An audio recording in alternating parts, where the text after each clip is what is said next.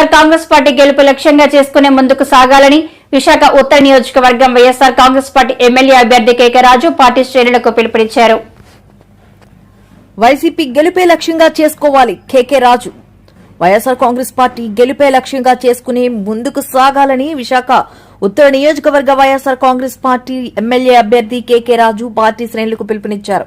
ఈ మేరకు జీవీఎంసీ 42వ వార్డు పరిధి రైల్వే న్యూ కాలనీ బజార్ లైన్ శివాలయం సమీపంలో 42వ వార్డు కార్పొరేటర్ ఆళ్ల లీలావతి శ్రీనివాస్ ఆధ్వర్యంలో ఏర్పాటు చేసిన ఎన్నికల 42వ వార్డు కార్యాలయాన్ని ఆదివారం కేకే రాజు ప్రారంభించారు. అనంతరం వార్డు నాయకులు కార్యకర్తలతో సమీక్ష సమావేశం నిర్వహించిన ఆయన ఎన్నికలకు సంబంధించిన పలు సూచనలు చేశారు. వైఎస్ జగన్మోహన్ రెడ్డి పాలనలో ప్రజలు సంక్షేమానికి ప్రవేశపెట్టిన పథకాలను వివరిస్తూ స్థానిక ప్రజలను సమన్వయపరచాలన్నారు. ఈ కార్యక్రమంలో వీకేపీసీఐఆర్ చైర్మన్, విశాఖ ఉత్తర నియోజకవర్గ ఎన్నికల పరిశీలకులు Chokkokala Venkatrao, GVMC floor leader Banala Srinivasarao, JCS మండల కన్వీనర్ బులుసు జగదీష్, జిల్లా యువజన విభాగం ప్రెసిడెంట్ ఆళ్ల శివగణేష్ మరియు 42వ వార్డు సీనియర్ నాయకులు, పార్టీ శ్రేణులు, మహిళలు, కార్యకర్తలు తదితరులు పాల్గొన్నారు.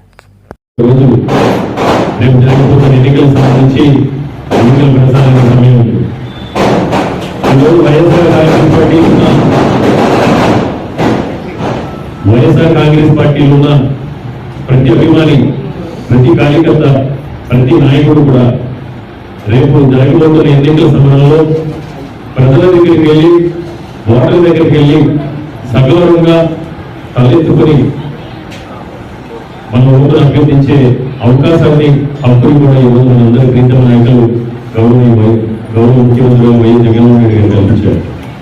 ఎందుకు సగౌరవంగా తలెత్తుకుని ఈరోజు మనం అనగలుగుతున్నామంటే, ఏ పార్టీ అయినా సరే ఎన్నికల సమయంలో ఏదైతే మేనిఫెస్టో చెప్తారో ఆ మేనిఫెస్టోను అమలు చేసి, ఆ పార్టీ పరిపాలన ఉన్నప్పుడు కులాలకి, మతాలకి, పార్టీలకు అతీతంగా ప్రజలందరికీ కూడా సంక్షేమాన్ని కూడా, అభివృద్ధిని కూడా అందిస్తూ, అంతేకాకుండా దీర్ఘకాలిక ప్రతి సమస్యకి కూడా శాశ్వత పరిష్కారం చూపిస్తూ ఏ అడుగు వేసినా, ఏ ఆలోచన చేసినా దీర్ఘకాలిక ప్రయోజనాలు ఉండాలి. 5 సంవత్సరాలకు ఒకసారి వచ్చే ఎన్నికల్లో ఓట్ల కోసమో, సీట్ల కోసమో కాదు. ప్రజల అధికారం ఇచ్చారు. అధికారాన్ని బాధ్యతగా, గౌరవప్రదంగా భావించి, విలువైనదిగా భావించి, తనకున్న ప్రతి అవకాశాన్ని కూడా ప్రతి క్షణం ప్రజాహితం కోసం వెచ్చించి ఈ రాష్ట్ర అభివృద్ధి కోసం జగన్మోహన్ రెడ్డి గారు ఏ విధంగా పాటుపడుతున్నారో మనందరికీ కూడా తెలిసిందే. ఈరోజు 100కి 100% తెలుగుదేశం పార్టీ కార్యకర్తలు కానీ, తెలుగుదేశం పార్టీ నాయకులు కానీ, జనసేన పార్టీ నాయకులు కానీ, బీజేపీ పార్టీ నాయకులు కానీ, బీజేపీ పార్టీ కార్యకర్తలు కానీ, వాళ్ళని కూడా ఈరోజు వాళ్ళ కుటుంబ సభ్యులు కూడా ఊటపడే విధంగా ఈరోజు మనం జగన్మోహన్ రెడ్డి గారు మంచి అవకాశాన్ని కల్పించారు.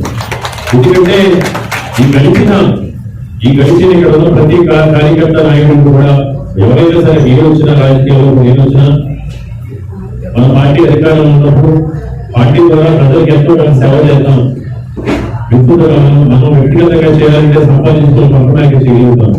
దానికి లిమిటేషన్స్ ఉంటాయి. ఒక పార్టీ అన్నదానాలు ఉంటే పార్టీ కూడా ప్రజలకు మేలు చేసే కార్యక్రమంలో మనం విస్తృతంగా మనం చేయగలుగుతాం. ఆమోదంలో ఎవరైనా రాజకీయాలు కార్యకర్తలుగా మారిన నాయకులుగా మారినారు. ఈరోజు ఆ విధంగా మారిన ఈ కుటుంబంలో ప్రతి ఒక్కరు కూడా మన నాయకుడిని చేశారని గొప్పగా చెప్పుకోవడానికి అద్భుతమైన కార్యక్రమాలు ఈరోజు జగన్మోహన్ రెడ్డి చేశారు. అందులో కొన్ని ఈరోజు అన్నింటినీ కూడా ప్రజల్లోకి తీసుకెళ్లాల్సిన అవసరం ఉంది. ఎందుకు ప్రజల్లోకి జగన్మోహన్ రెడ్డి గారు ఇంత మంచి చేశారు కదా, ఇంత మేలు చేశారు కదా, సచివాలయ వ్యవస్థ తీసుకొచ్చారు కదా, వాలంటీర్ వ్యవస్థ తీసుకొచ్చారు కదా, అందరికీ తెలుసు కదా జగన్మోహన్ రెడ్డి గారు ఇది చేశారని అన్న. ఎందుకంటే ఈరోజు ప్రతిపక్ష పార్టీకి సంబంధించిన నాయకుడు ఎవరైతే చంద్రబాబు నాయుడు వ్యక్తి ఉన్నాడో, అతను జీవితం మొత్తం కూడా ప్రజల్ని మభ్యపెట్టడం, ప్రజల్ని మభ్యపెట్టడంలో ఎవరైనా ఈ ప్రపంచంలో నాకు తెలిసి భూమి మీద మభ్యపెట్టే దాంట్లో నెంబర్ 1 స్థానం ఎవరికైనా ఉంటుందంటే అది ఒక చంద్రబాబు నాయుడు మాత్రం ఉంటుంది. అబద్ధాలు మాట్లాడటంలో, ప్రజలు వంచడంలో, అసత్యాలు ప్రచారం చేయడంలో మొదటి స్థానంలో ఇవ్వాలనుకుంటే మన భారతదేశంలో చంద్రబాబు నాయుడు మాత్రం ఇప్పుడు మొదటి స్థానంలో గెలుస్తారు. గెలుస్తున్నాం, గెలిచేది ఈ 42 రోజుల పాటు కూడా మనం చాలా అప్రమత్తంగా ఉండి ఏదైతే మన అంశాలు చర్చించుకున్నామో వీటన్నింటిపైన కూడా, ఎందుకంటే ఇక్కడ గర్వంగా మనం కరోనాలో పళ్ళు పెట్టి ఓటర్ని ఓట్ల పరిగణలోకి ఈరోజు జగన్మోహన్ రెడ్డి గారు మనం కొన్నాం చేశాం.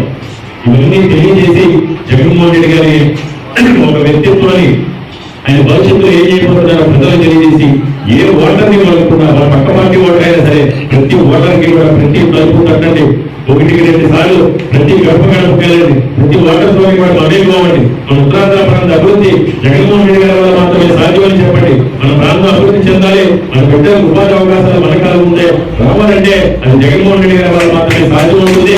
ప్రతి ఓటర్కి కూడా తెలియజేయండి. ఈరోజు మీకు నేను మాటిస్తూ ఉన్నాను. మీ అందరికీ తెలుసు, నేను ఓడిపోయినా ఏ రోజు కూడా అదే రూపాయలేదు. నేను ఓడిపోయిన తర్వాత జగన్మోహన్ రెడ్డి గారు కలిసినప్పుడు ఆయన పొద్దున తట్టి నువ్వు పోరాటం చేసావు, నువ్వు ఓడిపోలేదు, ఎన్నికలుగా ఉపయోగించావు, ఎప్పుడు కూడా నీకు నా ఆశీస్సులు ఉంటాయి. వెళ్ళిన ఎన్నికల్లో ఎమ్మెల్యేగా గెలిస్తే ఏదైతే చేస్తానని ఆలోచించావో హామీలన్నింటినీ కూడా నువ్వు నెరవేర్చు.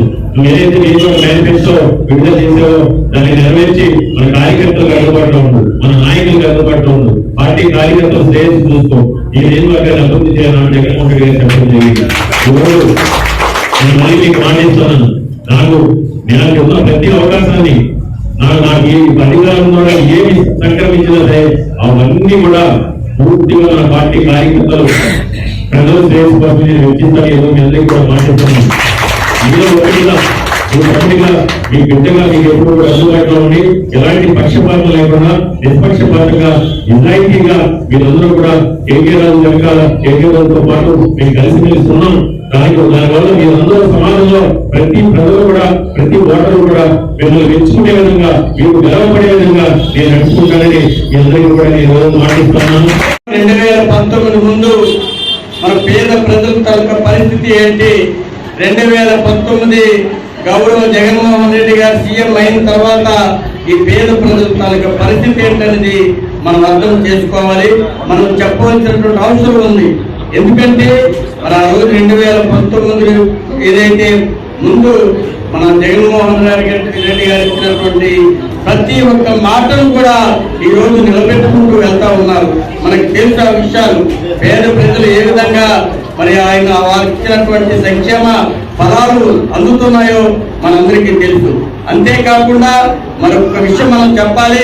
2019లో మనందరి అభిమాన నాయకులు కేకే రాజు గారు అతి స్వల్ప ఓట్లతో ఓడిపోయినప్పటికీ కూడా మరి ఆ తాలూకా ఆఫీస్ కానీ ఆయన కానీ నిత్యం కూడా ప్రజల్లో ఉంటూ ప్రజల అందుబాటులో ఉంటూ నేను ఈ తాలూకా ఉత్తర నియోజకవర్గానికి ప్రజల తాలూకా సేవ చేసుకోవాలి అనే ఉద్దేశంతో మరి ఆయన ప్రతి ఒక్కరూ కూడా ప్రతి నిమిషం కూడా ఈ తాలూకా ఉత్తర నియోజకవర్గంలో అందుబాటులో ఉన్నటువంటి విషయాన్ని మనందరికీ తెలుసు.